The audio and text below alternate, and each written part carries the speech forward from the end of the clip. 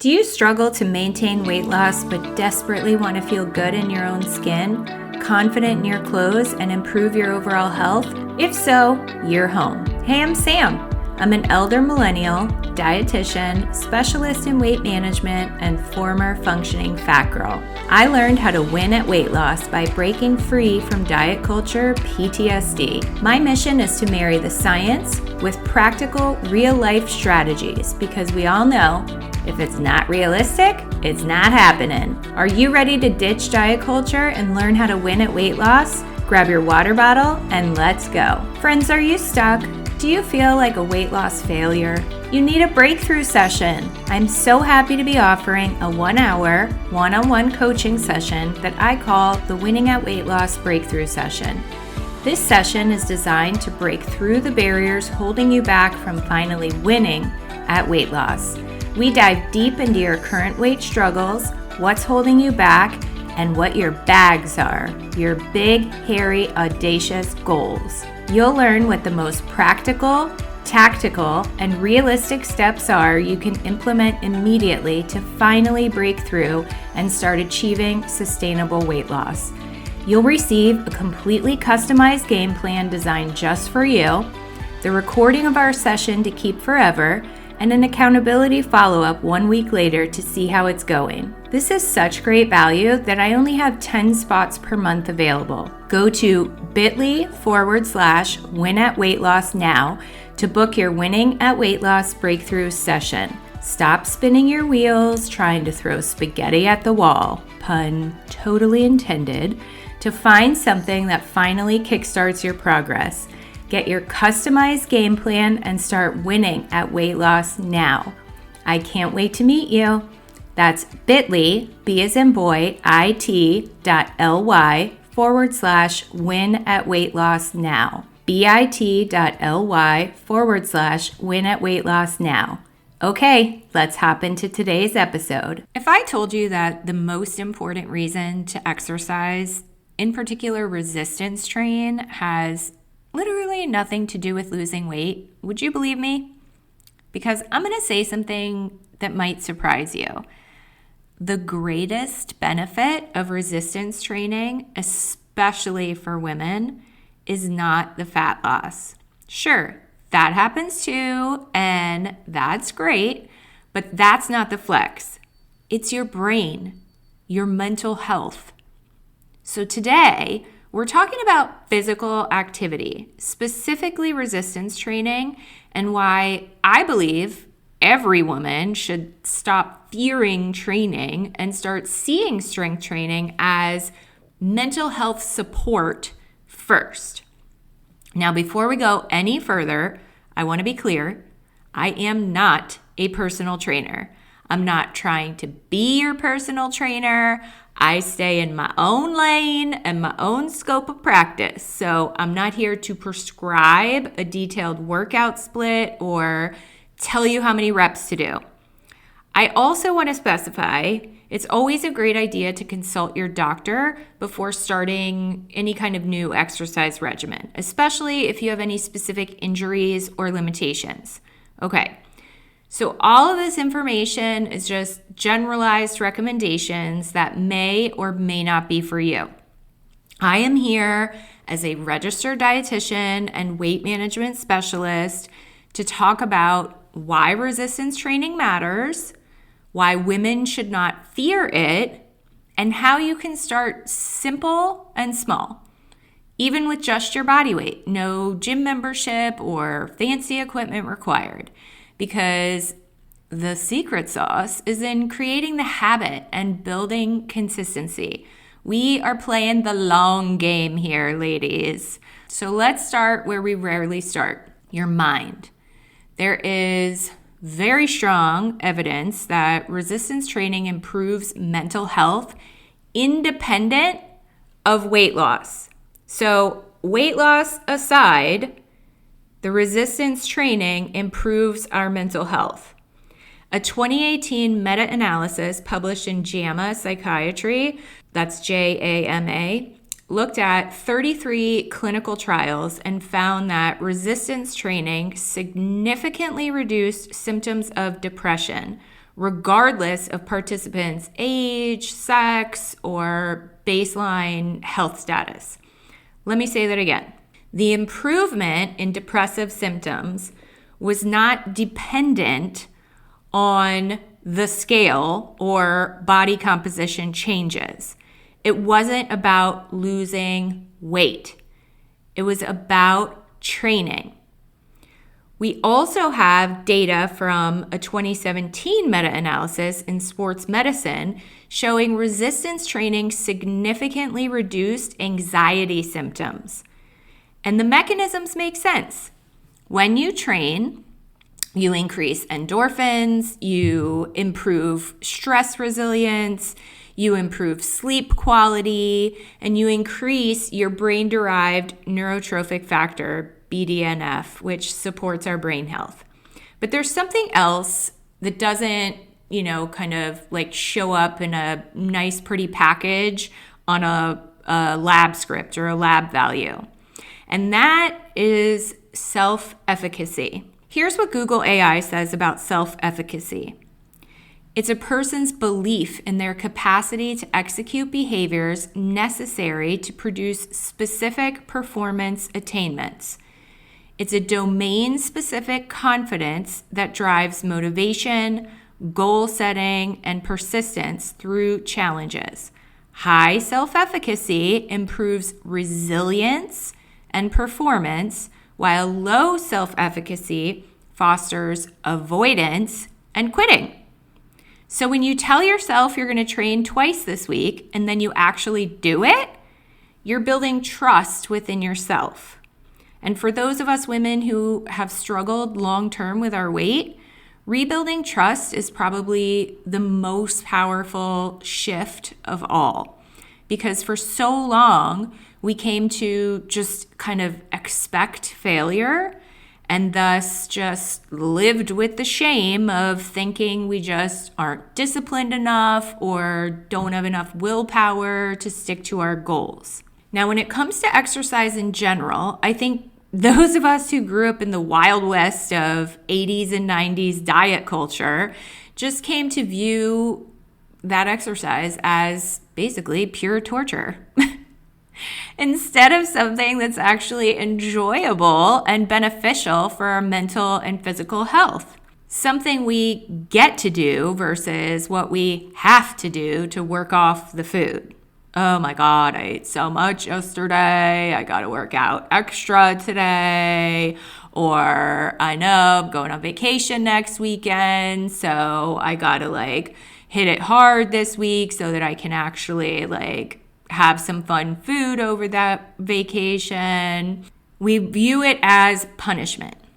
And I think one of the reasons that women do avoid that resistance training specifically is because we've been taught that it equals punishment. We have to burn our calories off. We have to earn our food. We have to shrink our bodies. But what if we reframed that? What if exercise and training just became emotional regulation, stress relief, a confidence builder, and a nervous system reset? And then what if the physical changes were just the bonus, the cherry on top, if you will? Because here's the truth. Motivation is temporary. It's fleeting. You're going to be not motivated a heck of a lot more than you feel motivated. So when exercise is only about fat loss, that motivation disappears when the scale either stalls or just flat out doesn't say what we want it to say. But when exercise is primarily about supporting your mental health, your stress tolerance, your confidence, it becomes sustainable. That's the long game of consistency that we need.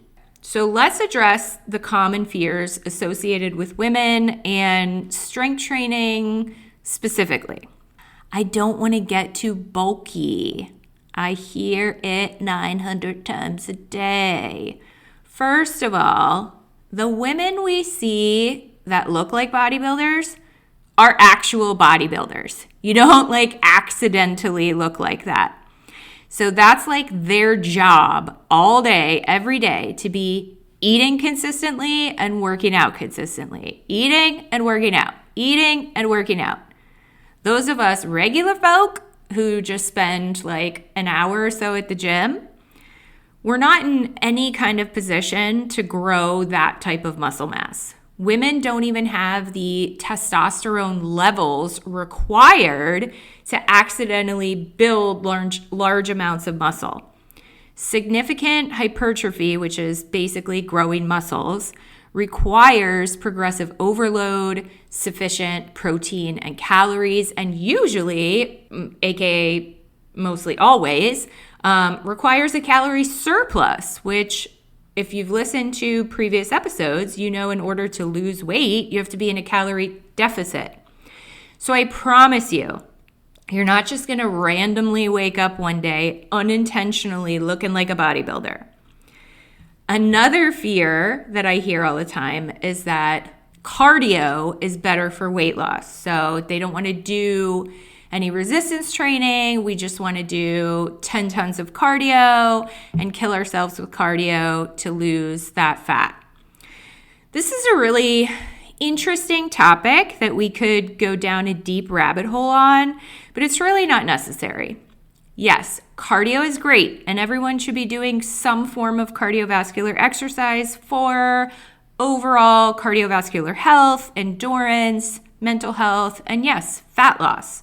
Cardio does burn calories, but cardio burns calories during the session while you're doing the exercise.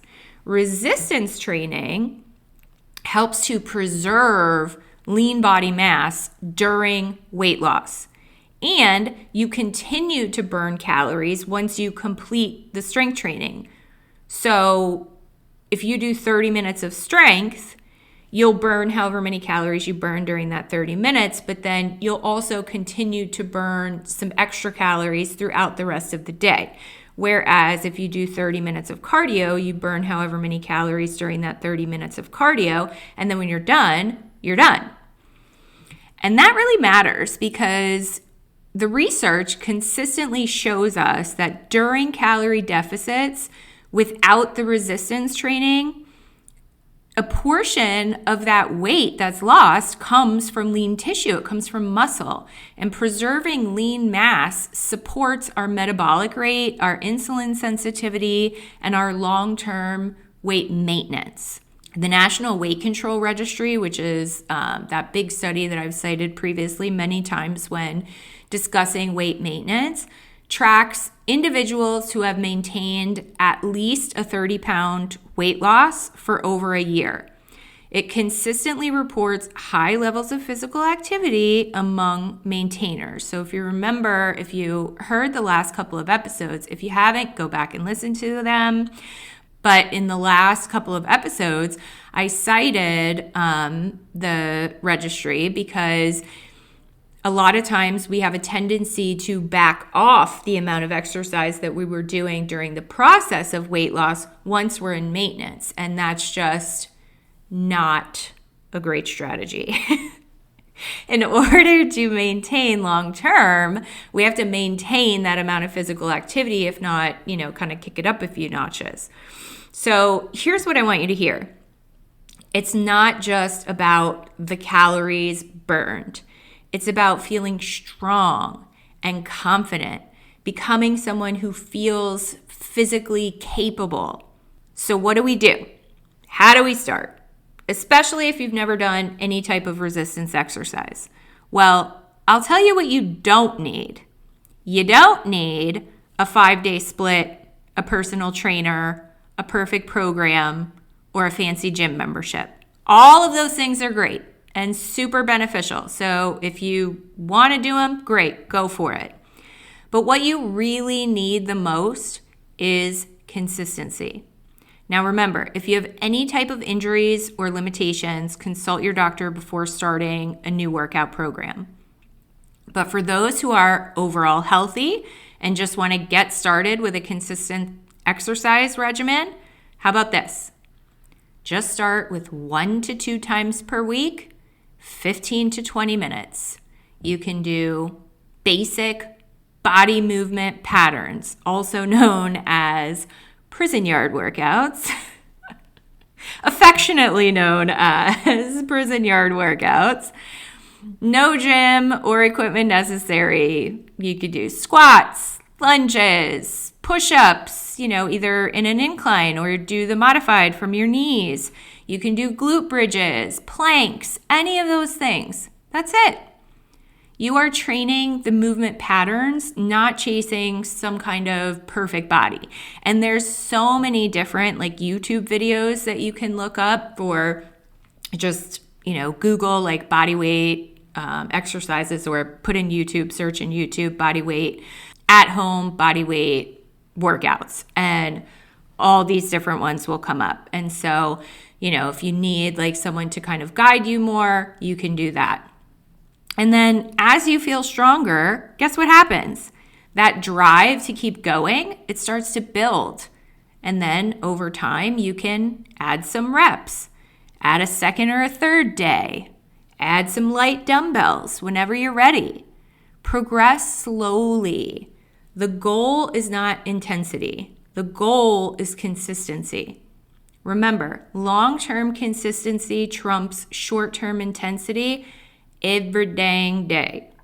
So now, yes, there are certainly the great physical benefits to training.